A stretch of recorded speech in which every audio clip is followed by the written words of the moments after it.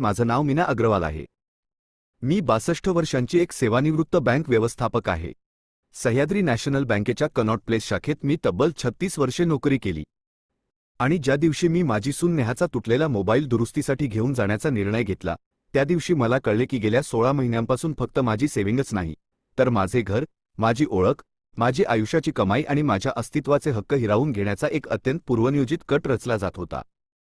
आणि यात सर्वात धक्कादायक गोष्ट अशी होती की हा कट रचणारी व्यक्ती दुसरी तिसरी कोणी नसून जिला मी माझ्या मुलीप्रमाणे मानले होते तीच होती। पण ही कथा सुरू करण्यापूर्वी मी तुम्हाला माझ्याबद्दलची माहिती देईन।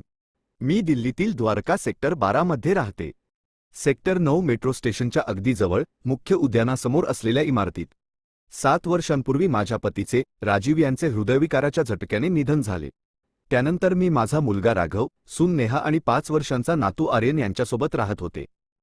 माझी मासिक पेन्शन 52,000 रुपये येत होती, सोबत भविष्य निर्वाह निधीचे व्याजही। मी माझे संपूर्ण आयुष्य आकड्यांच्या आणि खात्यांच्या अचूक नोंदीमध्ये घालवले होते, त्यामुळे मी प्रत्येक खर्च आणि प्रत्येक व्यवहार माझ्या छोट्या डायरीत अचूक नोंदवून ठेवत असे। मला वाचण्यासाठी चष्मा लागत असे आणि कधीतरी गुडघे दुखायचे, पण बाकी मी पूर्णपणे निरोगी आणि तंदुरुस्त होते। तो 17 ऑगस्टचा मंगळवारचा दिवस होता। बाहेर इतकी उष्णता आणि दमटपणा होता की हवाही गरम वाटत होती। सकाळचे 8:25 झाले होते। मी स्वयंपाकघरात आर्यनसाठी पराठे आणि दही असे आवडीचे पदार्थ टिफिनमध्ये भरत होते। तेवढ्यात नेहा तिच्या खोलीतून धावत आली। तिच्या चेहऱ्यावर स्पष्टपणे भीती दिसत होती। ती म्हणाली, "आई, मोठी अडचण झाली आहे" आणि तिचा मोबाईल माझ्यासमोर ठेवला। "बघा, माझा मोबाईल चालूच होत नाहीये."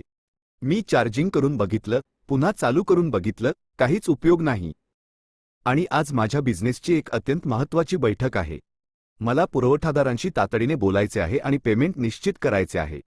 कृपया तुम्ही हा मोबाईल सेक्टर 10च्या बाजारात टेक फिक्स नावाच्या दुकानात लवकर घेऊन जाल का?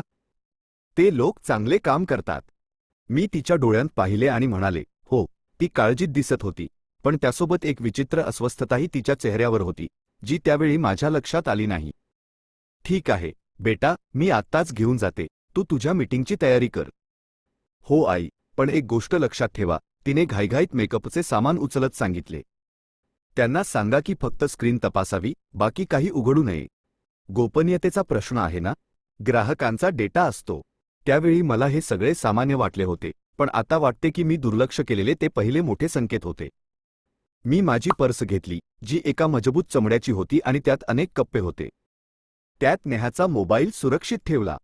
बाहेर पडताना इमारतीच्या पार्किंगमध्ये श्यामराव भेटले। ते बिल्डिंगची देखभाल करायचे। त्यांनी मला आदराने विचारले, "काय मीनाजी, इतक्या सकाळी सकाळी कुठे निघालात?" "काही नाही श्यामराव, माझी सून नेहाचा मोबाईल खराब झाला आहे, त्यामुळे मी तो दुरुस्तीसाठी घेऊन चालले आहे." ते हसले आणि म्हणाले, "अहो, माझा मुलगा मनोज तिकडे टेक फिक्स मोबाईल शॉप मध्येच काम करतो। तो व्यवस्थित बघून देईल." ही अगदी छोटीशी अपघाताने मिळालेली माहिती माझ्या संपूर्ण आयुष्याला कलाटणी देणारी ठरली। सेक्टर 10ची बाजारपेठ माझ्या घरापासून 10 मिनिटांच्या अंतरावर होती। मी टेक फिक्स दुकानात गेले। ते गल्लीच्या कोपऱ्यावर होते। निळ्या आणि पांढऱ्या पाट्यामुळे ते लगेच ओळखता आले। दुकानात गेल्यावर एअर कंडिशनरच्या थंड हवेमुळे लगेच आराम मिळाला। काउंटरवर एक तरुण मुलगा बसला होता, साधारण 26 ते 27 वर्षांचा, सडपातळ आणि स्वच्छ चेहरा, त्याने निळ्या कलरचा टी-शर्ट घातलेला। तो म्हणाला, "नमस्ते आंटीजी, मी मनोज आहे। तुम्ही नोवा सोसायटीमध्ये राहता ना? माझे वडील श्याम वर्मा तुमच्या इमारतीत पार्किंग सांभाळतात." यावर मी त्याला म्हणाले, "हो बेटा, मी नोवा सोसायटीमध्येच राहते." "अरे, तू श्यामरावांचाच मुलगा ना? तू सायबर सुरक्षेचे प्रशिक्षण घेतले होतेस ना? तुझे वडील खूप अभिमानाने सांगतात." तो थोडा लाजला। "हो आंटी, आता इथे काम करतोय आणि सोबत कधीकधी फसवणुकीच्या प्रकरणांमध्ये पोलिसांनाही मदत करतो." मी नेहाचा मोबाईल त्याच्यासमोर ठेवला। "हे बघ बेटा, हा चालू होत नाहीये. स्क्रीनमध्ये काहीतरी समस्या वाटते." तो म्हणाला, "ठीक आहे आंटी, मी चेक करतो." त्याने मोबाईल घेतला आणि चार्जिंग पोर्ट तपासला, मग काही बटणे दाबून पाहिली आणि म्हणाला, "आंटी, मला हा मोबाईल इंटरनल चेक करावा लागेल, थोडा वेळ लागेल." "काही हरकत नाही बेटा, मी वाट बघते." मी दुकानाच्या कोपऱ्यात ठेवलेल्या प्लास्टिकच्या खुर्चीवर बसून त्याची काम करण्याची पद्धत बघत होते। मनोजने मोबाईल एका उपकरणाला जोडला। मी बघत होते की त्याची बोटे कशी स्क्रीनवर फिरत होती, तो काही ॲप्स उघडत होता, तपासणी करत होता। आणि त्याचवेळी मी पाहिले की त्याचा चेहरा बदलला. आधी त्याचे कपाळ थोडे आकसले, जसे त्याला काहीतरी असामान्य मिळाले. मग त्याचे डोळे मोठे झाले. त्याने मोबाईलची स्क्रीन आपल्या जवळ आणली व काळजीपूर्वक काही वाचले आणि मग त्याने माझ्याकडे पाहिले, परत मोबाईलकडे आणि पुन्हा माझ्याकडे. त्याच्या चेहऱ्यावर गोंधळ, धक्का आणि खोल चिंता या भावना स्पष्ट दिसत होत्या. त्या मला आजही आठवतात. आंटी, त्याने अगदी हळू आवाजात आजूबाजूला पाहत विचारले. त्यावेळी दुकानात आम्ही दोघेच होतो. तुम्ही माझ्यासोबत मागच्या केबिनमध्ये आत येऊ शकता का? फक्त एका मिनिटासाठी. माझ्या हृदयाचे ठोके वाढले. काय झाले बेटा? मोबाईलमध्ये मोठी समस्या आहे का? Aunty, please. त्याच्या आवाजात तातडीची भावना होती. इथे नाही, आत चला. आणि ही गोष्ट इथेच राहायला हवी. तो उठला, दुकानाचा मुख्य दरवाजा तात्पुरता बंद करण्याचा बोर्ड लावला आणि मला मागे असलेल्या एका छोट्या केबिनमध्ये घेऊन गेला. तिथे एक टेबल, 2 खुर्च्या आणि भिंतीवर काही प्रमाणपत्रे होती. त्याने दरवाजा बंद केला. आता मी खरोखरच घाबरले होते. मनोजने मोबाईल माझ्यासमोर ठेवला, पण स्क्रीन दिसणार नाही अशा प्रकारे. त्याने मला खुर्चीवर बसवले. आंटी, मी तुम्हाला जे सांगणार आहे ते ऐकून खूप मोठा धक्का बसेल. पण मी तुम्हाला सत्य सांगत आहे, कारण मी जर नाही सांगितले तर तुमच्यावर खूप मोठा अन्याय होईल. ते ऐकून माझा घसा कोरडा पडला. बेटा, बोल लवकर. नक्की काय झाले आहे?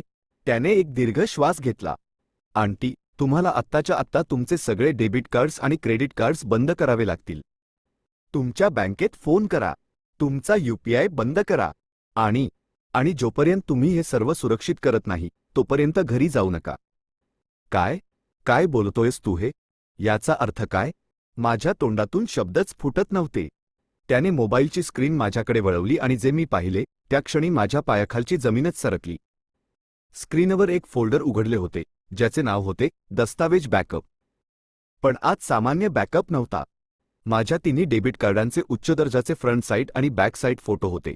CVV नंबर स्पष्ट दिसत होता. माझे Aadhaar card, PAN card, driving licence, माझ्या बँक पासबुकच्या प्रत्येक पानाचे फोटो, माझी प्रॉपर्टी असलेल्या पितमपुरा येथील घराच्या कागदपत्रांचे प्रत्येक पान फोटोमध्ये होते. आणि त्यानंतर एक व्हिडिओ.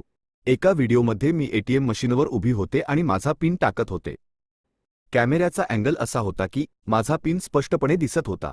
हे जाणूनबुजून रेकॉर्ड केले गेले होते. आणि त्या व्हिडिओमध्ये नेहाचा आवाज स्पष्ट ऐकू येत होता. आई, हळूहळू बटन दाबा. स्पष्टपणे दाबा. म्हणजे पिन चुकणार नाही. माझे डोके गरगरू लागले. मनोजने स्क्रोल केले. काही कोऱ्या कागदांवर माझ्या सहीचा अभ्यास केलेल्या प्रती होत्या. जणू कोणीतरी माझी सही नकली करायला शिकत होता. आंटी, मनोज हळूच म्हणाला, हे सगळं काय आहे? तुम्हाला माहीत आहे का? मी काही बोलू शकले नाही. माझा आवाज माझ्या घशात अडकला होता. त्याने मोबाईलमधील काही ॲप्स उघडले. बघा, या मोबाईलमध्ये काही असामान्य ॲप्स इन्स्टॉल केलेले आहेत. हा बघा, स्क्रीन मिरर प्रो. याच्या मदतीने कोणीही दुसऱ्या मोबाईलची स्क्रीन स्वतःच्या मोबाईलवर बघू शकतो. कॉल रेकॉर्डर प्लस हे प्रत्येक संभाषण रेकॉर्ड करते. आणि हा OTP फॉरवर्डर ॲप आहे. आंटी, हे सर्व ॲप सर्वसाधारण ॲपसारखे नाहीत. शक्यतो जे फ्रॉड लोक आहेत तेच लोक या ॲपचा वापर करतात. आंटी, तुम्ही तुमच्या मोबाईलमध्ये कधी सुरक्षा ॲप किंवा बँकिंग सुरक्षा अपडेट म्हणून काहीतरी नवीन ॲप्स इन्स्टॉल केले होते का? ते ऐकताच माझ्या डोक्यात लख्खवीज चमकली. 6 महिन्यांपूर्वी नेहा म्हणाली होती की आई, आजकाल खूप फसवणूक होते. मी तुमच्या मोबाईलमध्ये एक सुरक्षा ॲप इन्स्टॉल करून देते, ज्यामुळे OTP सुरक्षित राहतील. आणि मी तिच्यावर विश्वास ठेवला. माझा आवाज अस्पष्ट होता. मनोजने गंभीरपणे मान हलवली. आंटी, मी असे अनेक सायबर फसवणुकीचे गुन्हे पाहिले आहेत, ज्यात कुटुंबातील सदस्यच सामील असतात. हे सर्व पुरावे सांगतात की कोणीतरी तुमची आर्थिक ओळख चोरण्याचा प्रयत्न करत आहे किंवा कदाचित चोरी आधीच झाली आहे. मनोजने व्हॉट्सॲप उघडले. त्यात वकील मल्होत्रासोबतची चॅटिंग होती. मी ती चॅटिंग वाचली आणि माझे रक्त गोठले. मुखत्यारपत्र, पॉवर ऑफ अटर्नी कसे बनवायचे जर माझी सासूबाई मानसिकदृष्ट्या अयोग्य ठरली असेल तर. मनोभ्रंशाचा, डिमेन्शा, वैद्यकीय अहवाल लागेल. मालमत्ता हस्तांतरण किती लवकर करता येईल, असे बरेच काही चॅटिंगमध्ये होते. ते वाचून माझ्या डोळ्यांतून अश्रू वाहू लागले. मनोजने मला टिश्यू बॉक्स दिला. आंटी, तुम्ही खंबीर आहात. आता तुम्हाला रडायचे नाही तर पाऊल उचलण्याची वेळ आहे. मी हे सगळे पुरावे माझ्या मोबाईलमध्ये पाठवतो आणि एका पेनड्राईव्हमध्येही कॉपी करतो. हे तुमच्याकडे प्रमाण म्हणून राहील. दुसरं, तुम्ही लगेच बँकेला फोन करून अनधिकृत व्यवहार ट्रान्झॅक्शन तर झाले नाहीत ना? याची चौकशी करा. मी सुन्न झाले होते. मनोजने त्याचा मोबाईल काढला आणि फास्ट काम चालू केले. मी तिथेच खुर्चीवर सुन्न आणि स्तब्ध बसले होते. 10 मिनिटात मनोजने सर्व दस्तावेज तयार केले.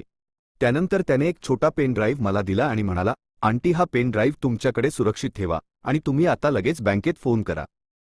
माझ्या थरथरत्या हातांनी मी माझा मोबाईल काढला आणि सह्याद्री नॅशनल बँकेच्या ग्राहक सेवा क्रमांकावर फोन लावला. नमस्ते, SNB ग्राहक सेवा. मी प्रिया बोलत आहे.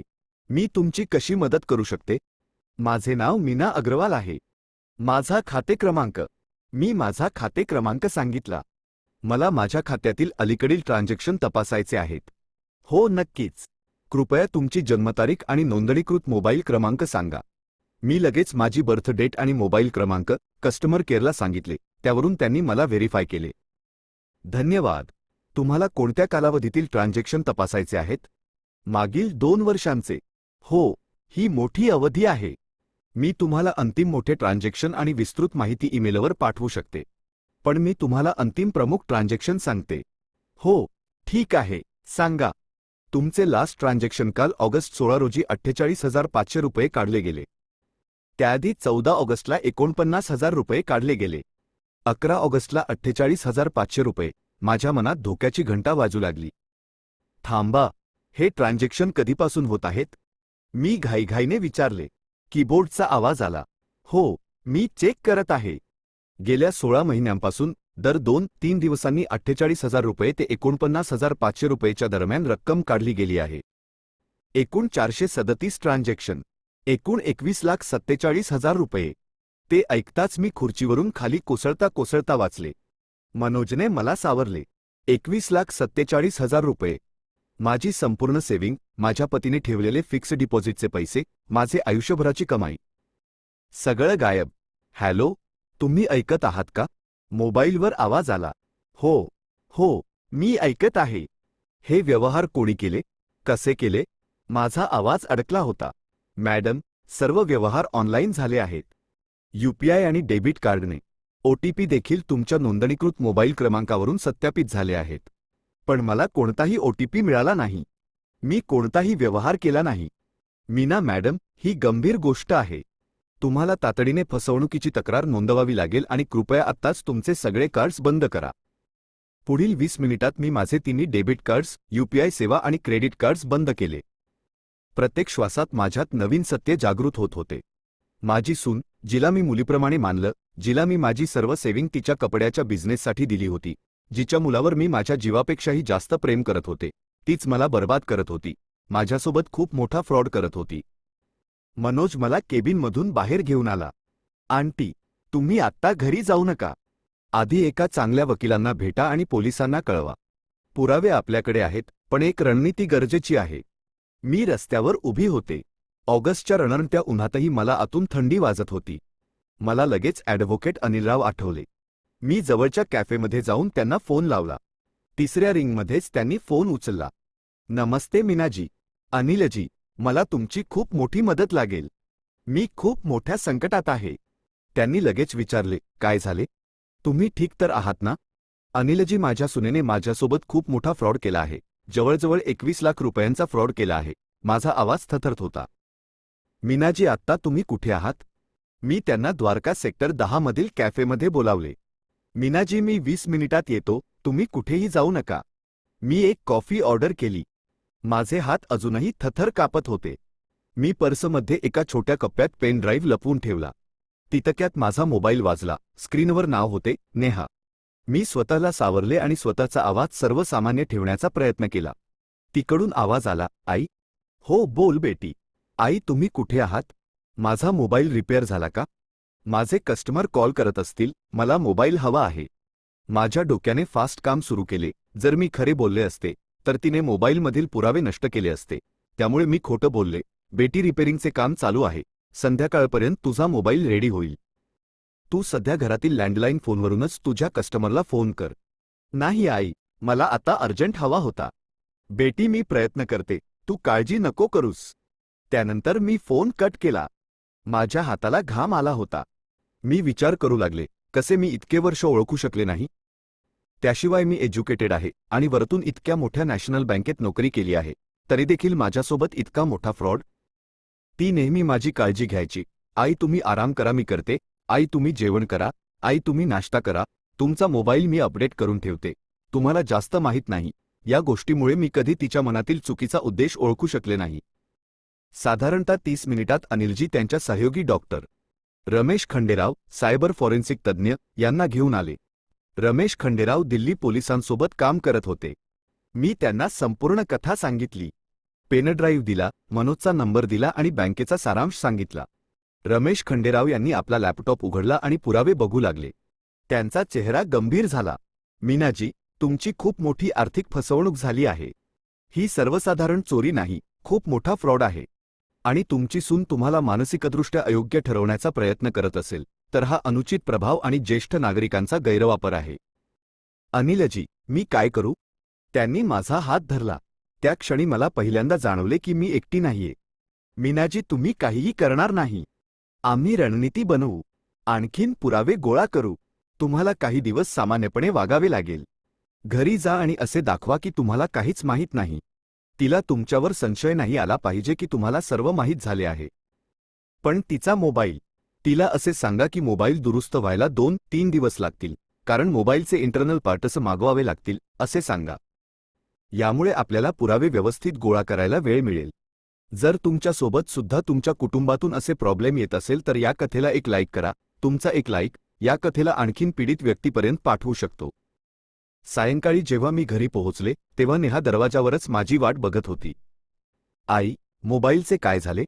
मी ठरवलेले शब्द बोलले. बेटी, त्याची स्क्रीन तर ठीक आहे, पण काही अंतर्गत पार्ट्स खराब झाले आहेत. ते मागवावे लागतील. 2-3 दिवस लागतील. तिच्या चेहऱ्यावर निराशा आणि गणना स्पष्ट दिसली. 3 दिवस? पण मला लगेच पाहिजे होता. बेटी, पार्ट्स यायला वेळ लागतो. तू माझा मोबाईल तात्पुरता वापरू शकतेस. नाही, तिने गडबडीत उत्तर दिले. तुमचा मोबाईल जुना आहे, माझे ॲप्स चालणार नाहीत. मी माझा लॅपटॉप वापरते. त्यानंतर ती आत निघून गेली. मी किचनमध्ये गेले आणि चहा ठेवला. माझे हात अजूनही थरथर कापत होते, पण मला खंबीर राहावे लागणार होते. राघव ऑफिसमधून आला. माझा मुलगा राघव, ज्याला मी 30 वर्ष सांभाळले होते. मी आणि माझे पती राजीव यांनी त्याच्याबद्दल अनेक स्वप्न पाहिली होती. आज तो एका नामांकित मल्टीनॅशनल कंपनीत सॉफ्टवेअर अभियंता होता. चांगला मुलगा, चांगल्या पगारावर नोकरी करणारा, चांगला माणूस, पण एक आंधळा विश्वास ठेवणारा. त्याने विचारले, आई, तू आज खूप थकलेली दिसतेस. सगळं ठीक तर आहे ना? मी चेहऱ्यावर खोटं हसू आणत उत्तर दिलं, हो बेटा, उन्हामुळे थोडा थकवा आला होता. त्या रात्री मी झोपू शकले नाही. माझ्या कार्डचे फोटो, माझ्या सहीचा अभ्यास, व्हॉट्सॲप मेसेज, प्रत्येक गोष्ट डोळ्यासमोर येत होती. मी 65 वर्षांची ज्येष्ठ महिला होते, पण मूर्ख नव्हते. दुसऱ्या दिवशी सकाळी अनिलरावांनी फोन केला. मीनाजी, मी काही लोकांशी संपर्क करत आहे. तुमची एक मैत्रीण होती ना, कविता, त्यांचा मुलगा बँकिंग क्षेत्रात आहे. हो अनिलजी, कविता मेहता माझी मैत्रीण आहे. त्यांचा मुलगा रोहित सीएसटी बँकेत फसवणूक विभागात उपव्यवस्थापक आहे. बरोबर मीनाक्षी, तुम्ही एकदा त्याला भेटा. मी त्याच दिवशी माझी मैत्रीण कविताच्या घरी गेले. ती आमच्या सोसायटीमध्ये 3ऱ्या फ्लोअरवर राहत होती. ती एक रिटायर शिक्षिका होती. ये मीना, चहा घेणार? आम्ही बसलो आणि गप्पा मारू लागलो. लहान सहान गप्पा झाल्यावर मी सावधपणे बोलले, कविता, मला तुझी मदत हवी आहे. तुझा मुलगा रोहित बँकेत फसवणूक विभागात काम करतो ना? हो मीना, पण काय झालं? मी तिला सर्व काही सांगितलं. ते ऐकून ती स्तब्ध झाली. मीना, तू पोलिसात तक्रार दाखल केली का? माझे वकील यावर काम करत आहे, पण त्यांना आणखीन पुरावे हवे आहेत. रोहित अनौपचारिक मदत करू शकेल का? कविताने लगेच घरातील लँडलाईन फोनवरून आपल्या मुलाला फोन केला. रोहित बेटा, आज तू लवकर येशील का? मीना मावशीला तुझ्यासोबत काहीतरी महत्त्वाचं बोलायचं आहे. त्या दिवशी रोहित लवकर घरी आला. हुशार, 30 वर्षाचा तरुण. मी त्याला माझ्या बँक अकाउंटची डिटेल दिली, ट्रान्झॅक्शनची माहिती दिली. मावशी, हे ट्रान्झॅक्शन पाहून मला नक्कीच समजलं आहे की ही हुशारीने केलेली फसवणूक आहे. प्रत्येक ट्रान्झॅक्शन जाणून बुजून 50,000पेक्षा कमी केले आहे, कारण 50,000 आणि त्यापेक्षा अधिक पैशांच्या ट्रान्झॅक्शनचे बँकांना काही बाबींची विशेष नोंद करून त्याचा अहवाल सादर करावा लागतो. आणि हे ओटीपीचे आक्रमण, अग्रेशन, हे एक विकसित मालवेअर आहे.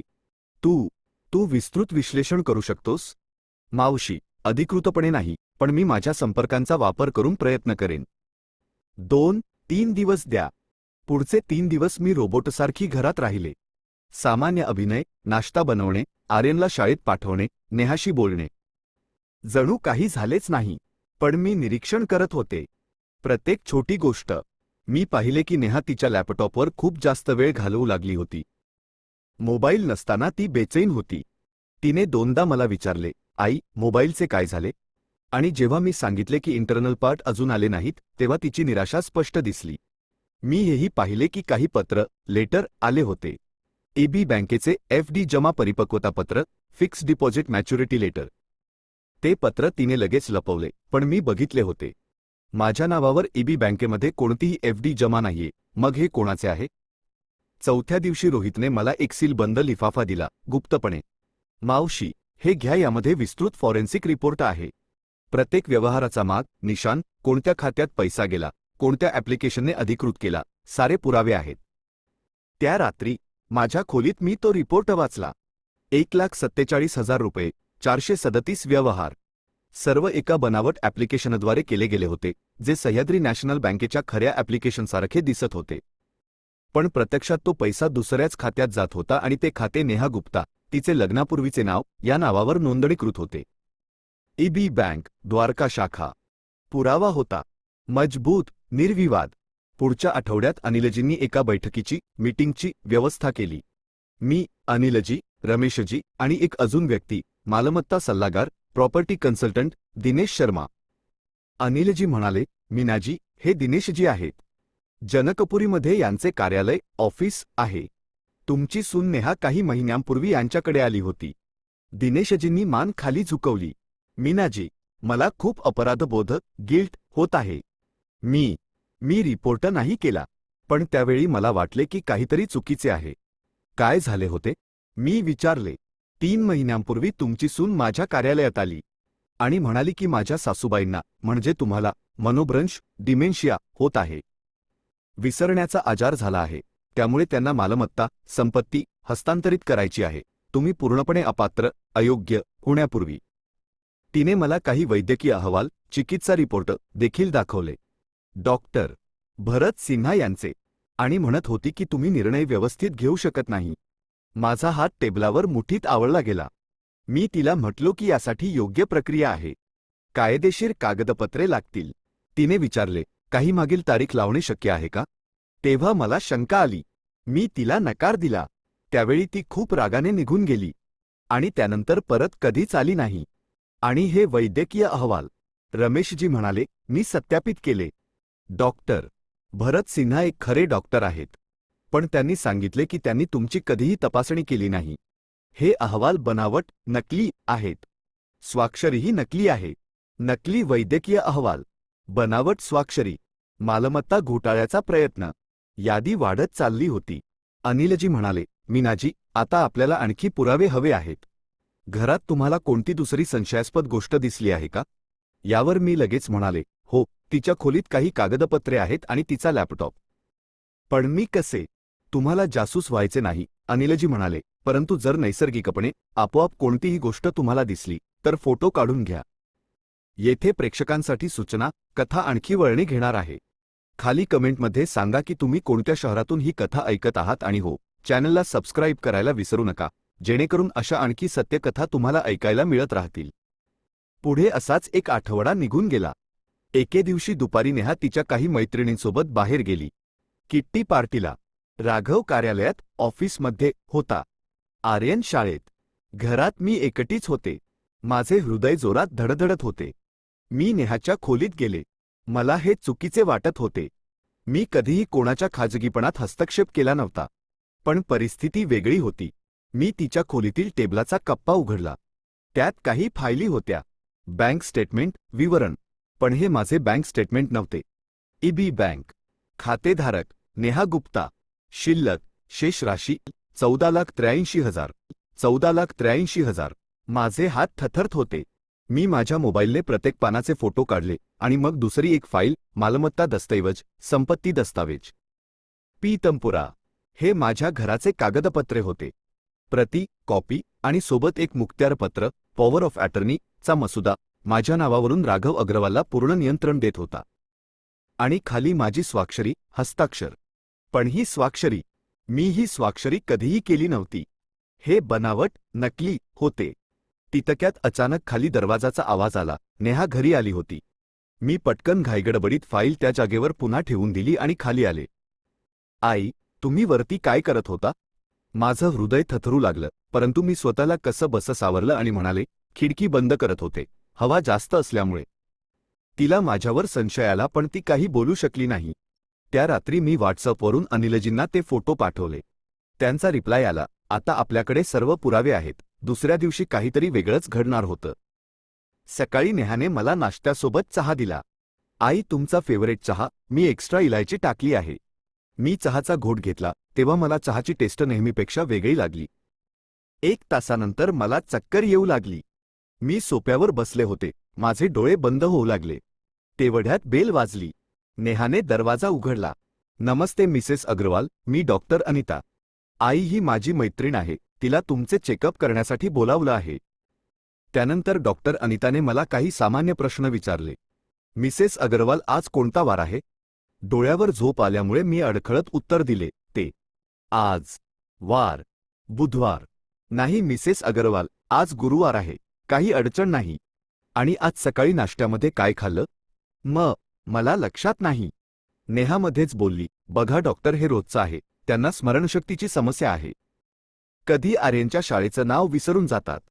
यावर डॉक्टर म्हणाल्या, मिसेस अग्रवाल, हे लक्षण चिंताजनक आहे. तुम्ही कोणते औषध घेता? डॉक्टर, मला डायबिटीस आहे आणि मी सकाळी त्याच्याच गोळ्या घेते. पण सत्य हे होते की मी सकाळी कोणत्याच गोळ्या घेतल्या नव्हत्या, कारण मला डायबिटीस नव्हती. मला जाणवले की काहीतरी चुकीचे घडत आहे. डॉक्टर, मी ठीक आहे, फक्त थोडासा थकवा आला होता. आल्याबद्दल धन्यवाद. डॉक्टर अनिता थोडी गोंधळलेली वाटली. पण मिसेस अग्रवाल, धन्यवाद, मी पुन्हा एकदा मोठ्याने म्हटले. ती निघून गेली. ती गेल्यानंतर मी चहाचा कप उचलला. त्यात थोडासा चहा बाकी होता. मी गपचूप तो चहा एका छोट्या बाटलीत टाकला आणि माझ्या कपाटात ठेवला. दुसऱ्या दिवशी मी तो चहाचा नमुना सरकारी प्रयोगशाळेत तपासणीसाठी दिला. निकाल आला. चहामध्ये झोप येण्याची झोलपडम, एक तीव्र झोपेची गोळी मिसळलेली होती. माझी सून नेहा. मी मानसिकदृष्ट्या दुर्बळ आणि गोंधळलेली दिसावी यासाठी माझ्या चहात झोपेच्या गोळ्या मिसळत होती, जेणेकरून मी निर्णय घेऊ शकत नाही हे सिद्ध करता येईल. मी हा अहवाल अनिलराव यांना दिला. ते म्हणाले, मीनाजी, आता हा विषाक्तकरणाच्या प्रयत्नाचा अटेम्प्टेड पॉयझनिंग गंभीर गुन्हा बनला आहे. आपण आता प्रतीक्षा करू शकत नाही. आपल्याला आमना सामना आत्ताच करायचा आहे.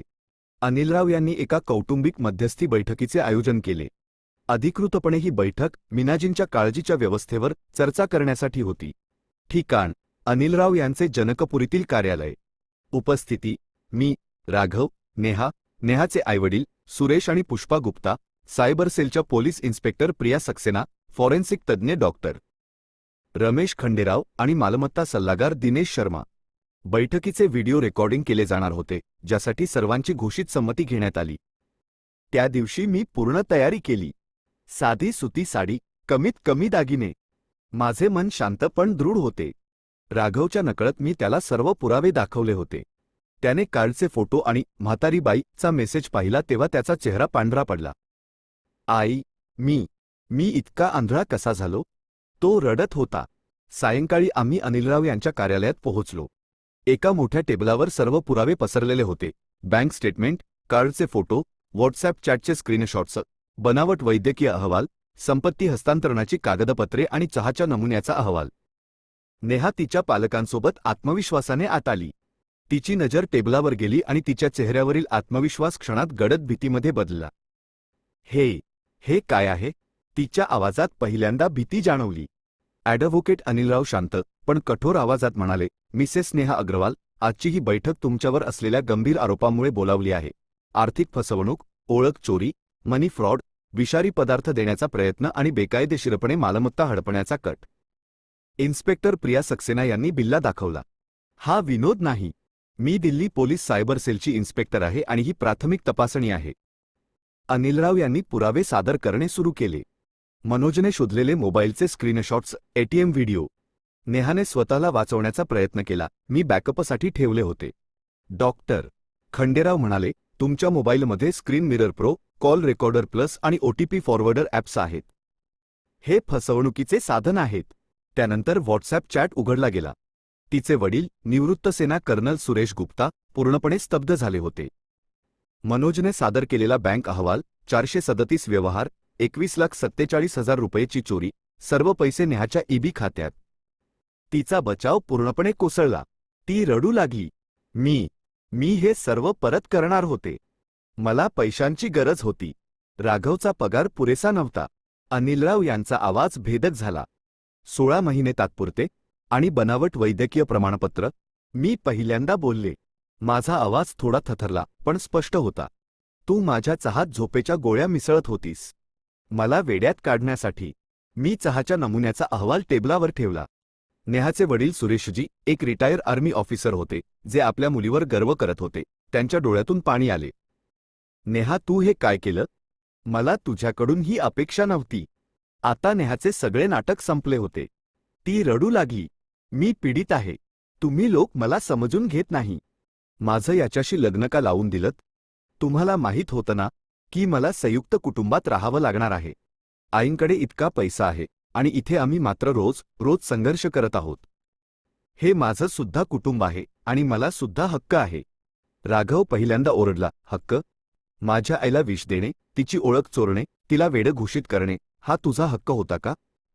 तू माझी पत्नी नाहीस. तू एक गुन्हेगार आहेस, जिने माझ्या आईला संपवण्याचा कट रचला. इन्स्पेक्टर प्रियाने तिला भारतीय दंड संहितेच्या IPC अनेक कलमाखालील संभाव्य शिक्षा सांगितली. 7 ते 12 वर्षे कारावास आणि त्यासोबतच मोठ्या रकमेचा दंड. नेहाची आई पुष्पाजी रडायला लागल्या. नेहा, तू खूप मोठी चूक केली आहे. अनिलजी म्हणाले. नेहा, मीनाजी तुला एक पर्याय देत आहेत. समझोता केलात तर तात्काळ गुन्हेगारी खटला दाखल होणार नाही. पण अटी खूप कडक आहेत. हे ऐकताच नेहा घाबरून तत्क्षणी म्हणाली. मी समझोता करेन. कृपया, मी जेलमध्ये जाऊ शकत नाही. अनिलराव यांनी समझोत्याच्या अटी वाचून दाखवल्या, ज्या अत्यंत कठोर होत्या. 1. ईबी खात्यातील 14,83,000 रुपये मीनाजींना तात्काळ परत करावे. 2. उर्वरित रक्कम 60 दिवसांत परत करण्यासाठी तिच्या पालकांनी त्यांचे देहरादूनचे घर गहाण ठेवणे. 3. उर्वरित रक्कम मासिक हप्त्यामध्ये भरणे. 4. सर्व गुन्ह्यांची सविस्तर कबुली देणाऱ्या कागदपत्रांवर सही करणे. 5. 48 तासांत घर सोडणे आणि घटस्फोटासाठी अर्ज दाखल करणे, कोणत्याही पोटगीच्या दाव्याशिवाय. 6. आर्यनसोबत फक्त मीनाजींच्या उपस्थितीत पर्यवेक्षित भेटी, सुपरवाइज्ड व्हिजिटेशन घेणे. 7. कोणताही नियम मोडल्यास गुन्हेगारी तक्रार त्वरित दाखल केली जाईल. नेहाने रडत रडत कागदपत्रांवर सही केली. त्याच सायंकाळी तिने 14,83,000 रुपये मीनाजींच्या खात्यात हस्तांतरित केले. सुरेशजी आणि पुष्पाजी यांनी आपल्या भागाचे पैसे परत करण्याचे आश्वासन दिले. त्यानंतर नेहा तिच्या आई वडिलांसोबत 48 तासांच्या आत घरातून निघून गेली. राघव पूर्णपणे तुटून गेला होता. आई, मला माफ कर. मी तुझ्यावर आणि आमच्या मुलावर किती मोठा अन्याय होऊ दिला. तो रडत होता. बेटा, प्रेम आपल्याला आंधळे करते आणि काही लोक खूप चांगले मुखवटे घालतात. मी त्याच्या डोक्यावरून हात फिरवला. पुढे 4 महिने उलटले. आज मी द्वारका सामुदायिक केंद्रात उभी आहे. मी सुरू केलेल्या सिल्वर शील्ड ज्येष्ठ नागरिक सहायता गट च्या बैठकीला आज 20 लोक आले आहेत. सगळे ज्येष्ठ नागरिक, कोणी डिजिटल फसवणुकीचे तर कोणी कुटुंबाकडून झालेल्या गैरवर्तनाचे बळी. नमस्ते सर्वांना. मी मीना अग्रवाल, एक निवृत्त बँक व्यवस्थापक आहे आणि मी एक विजयी योद्धा आहे.